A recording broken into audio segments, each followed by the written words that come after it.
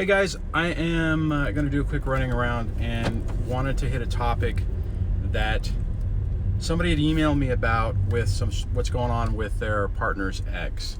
And it's really interesting because it dives into some parallels with my own situation with the ex and mother, the parent siding with the ex and just creating all kinds of extra drama because why the hell not.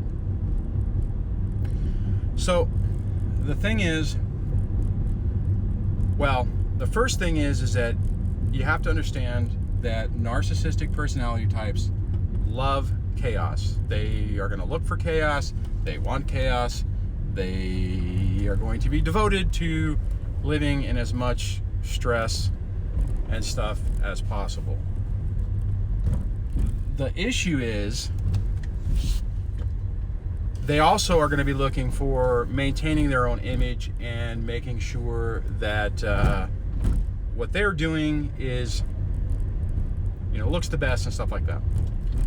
Now in this particular incident, what had happened, or what was said is that it's been this catastrophic mess for a couple of years, and now that the ex has a new boyfriend who is well-to-do, is doing well, has a big house and money and stuff like that. Now the person is trying to be nice and is trying to, hey, let's all get together and have lunch. Let's all be blah blah blah.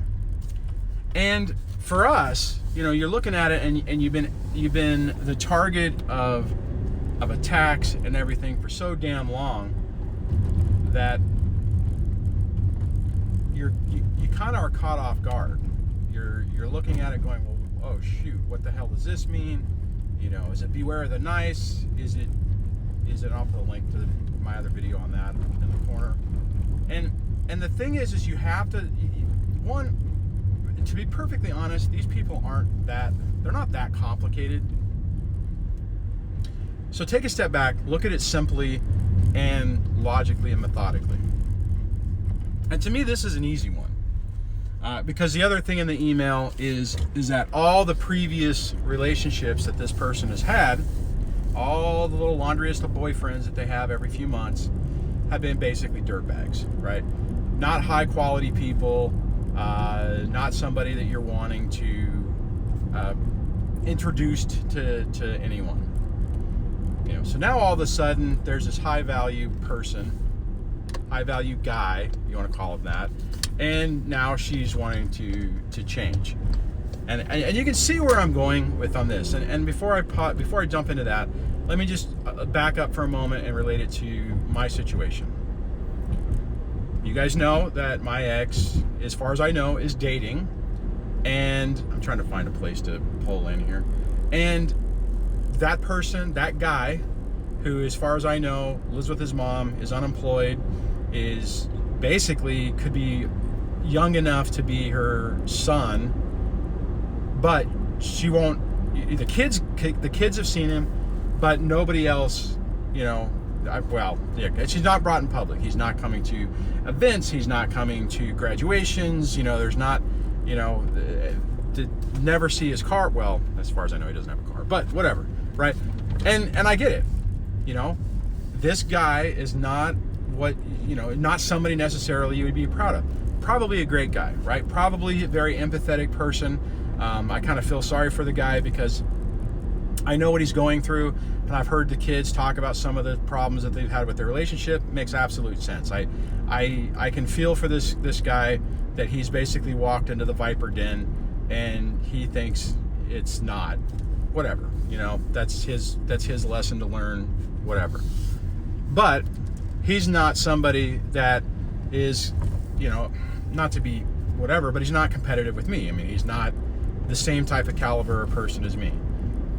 I would expect that if my ex ever finds somebody, like in this particular situation, who has a big gigantic house, who has, tons of money, nice cars, all that stuff, she is going to try to flaunt that in my face as much as she possibly can. I would be surprised if she didn't.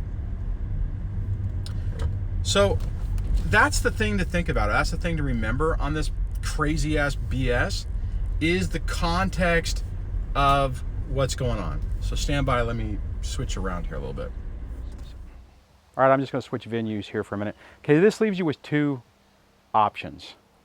One, you can completely say, no, thank you, never mind, there's no reason for us to meet, and just let it go, which there's merits in that. You can keep things a little bit calmer, keep it out of your mind. I would say basing your decision on that would be, if you are still struggling a lot with this, and if that interaction is going to give you a week or so of PTSD, don't do it. Say thank you for the offer, no thank you, or basically just say, no, that's okay, whatever. Keep it simple and just respectfully decline and say you can't do it for right now. If, however, you are okay, like let's say that situation happened to me today. If the ex found some new person and said, hey, let's meet for brunch, I would be okay doing it, but I'd also be okay not doing it. The only reason I would say that it might be beneficial to go ahead and say yes and do it is to allow them to live in their illusion, right?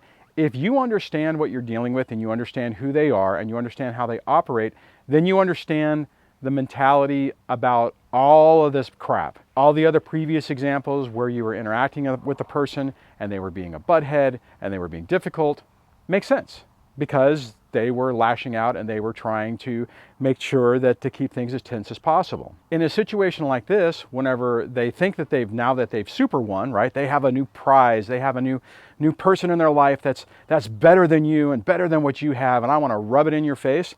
If you're okay with that and you realize, okay, my ex is unhinged, I'm good with that, I get it.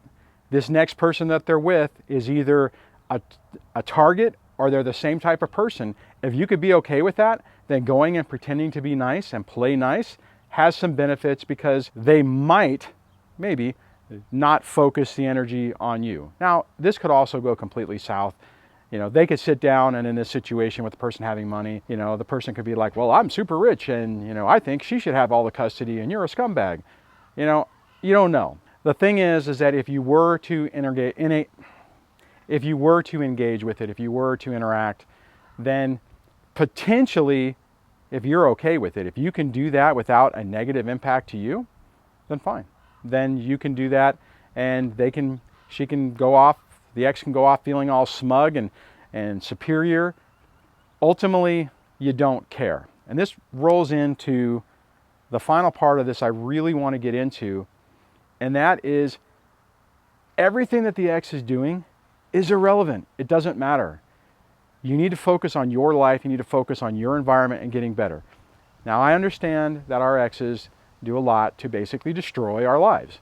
They destroy our finances. They destroy our happiness. They destroy our sanity and our serenity, and they try to invade our peace. I get it, right? That's their goal in life, is to just wreak as much havoc as possible. Don't let them do it. Right? We get to choose what we're going to get upset about. I was having a conversation with someone the other day about this specific point. And we were talking about some stuff that was happening in my situation. And I'm like, you know what? I don't care. Don't care what she does. Don't care what's happening. I care what's happening in my life. I care what's happening with my kids, with me directly. The extra external influences, they're basically irrelevant. They don't matter. They only matter if I make it matter, right? This rolls back into what I was just talking about with this person. If my ex, let's push this on, in my situation, if my ex had found some, rich person, makes a ton of money, nice cars, nice houses, airplanes, yada, yada, how does that affect my life? The only thing it really does, potentially, is makes me jealous, makes me angry, makes me bitter about what I've lost and how she hasn't had to pay for it. How does that help me? How does that help you? It doesn't. It keeps you stuck thinking about them. Remember, this is why I talk about baselining or rebaselining your life. Because if you're gauging it on what your ex is doing and you're gauging it on where you think you should have been, you'll be miserable. Hell, I would be. When I was talking to someone about this the other day, that was the thing. I mean, I can sit here and I can look at everything that I have lost, everything that the ex has gotten away with, and what does that do for me? All it's going to do is make me angry and frustrated and bitter and just, you know, tense and icky and all that kind of stuff. How does that help my life? How does it help your life? Now, I understand that I have almost 8 years into this. So if you're early into this and you're thinking, oh, hell no, I can't get to that point, I was there. I felt the same way. You know, a few years ago, I was so angry and bitter about everything that was going on. It was hard to let go and get to this point. The thing is by getting to where I am right now, this stuff doesn't bother me. So rolling it back, if this situation pertains to you, first question I would say ask yourself is that interaction going to cause you to have significant PTSD response, post-traumatic stress response, if you're unfamiliar with the term? If the answer is yes, don't do it. The number one thing on this is you're trying to rebuild your sanity, your peace, and the calmness in your environment. If doing something like that is going to result in you being in a tailspin for a week or two, I used to have those problems, so I understand if you are in that mode, don't do it. Respectfully decline or ignore the request. Just don't even respond to it. If you progress to the point where you don't have a response like that, then you can consider doing it, because then the thing is then you're deciding is, if I say no, does that feed into her or the ex's mentality that I'm angry and I'm bitter, that you're angry, that you're bitter, and you just can't let it go, and it's just so sad? And does that give them enough supply to leave you alone? That's kind of the way I normally deal with it, because that seems to be the thing that happens. As long as she feels like she's winning, then she leaves me alone because she's happy. If you think that going and doing that and her being able to, or your ex being able to, and this, guys, this goes for the same thing. If your ex is a guy and they have a 22-year-old girlfriend and they're 50, and you can, and if it won't cause you that PTSD response, and you can sit there and go, oh, hi, Julie, if that's the new girlfriend's name, nice to meet you, you seem like a swell person, whatever, fine, right? And if they can go back smug and march off and be like, oh, yay, I'm so much better, I've gotten a better person. Bottom line is, it's all fake. It's not real. If they captured somebody, it's because they tricked them and lied to them and manipulated them, or vice versa. They've tied themselves to another toxic person, and it is what it is. So I just remember, a lot of this stuff is a hell of a lot more simple than we really think it is. Every time every time one of these situations comes up, take a breath, slow yourself down, and methodically really think about it. Not stress think about it, not like, oh my God, like I could think, if I go back and I roll the clock back, what I would be thinking in my situation a few years back is like, oh great, this guy has money, he's gonna be able to hire an attorney, they're gonna bury me in litigation, and it's gonna be this and it's gonna be that. Yeah, okay, that could be true.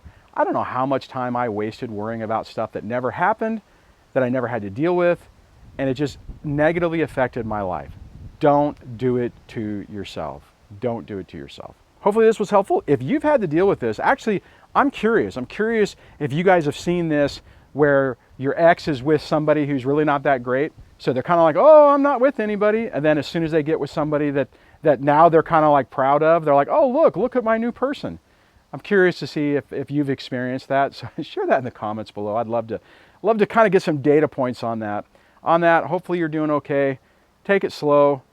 Realize you can get your life back on this. They are not going to have this stranglehold on your life forever. And I will catch you on the next video. Take care. Bye.